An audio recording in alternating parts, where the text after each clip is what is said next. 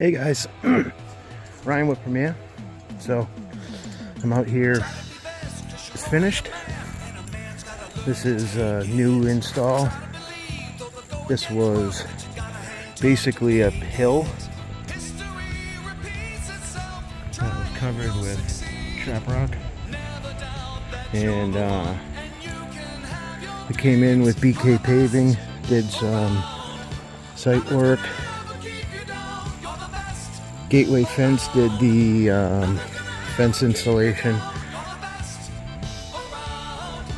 We got Dominator to send us one of these new badass hoops.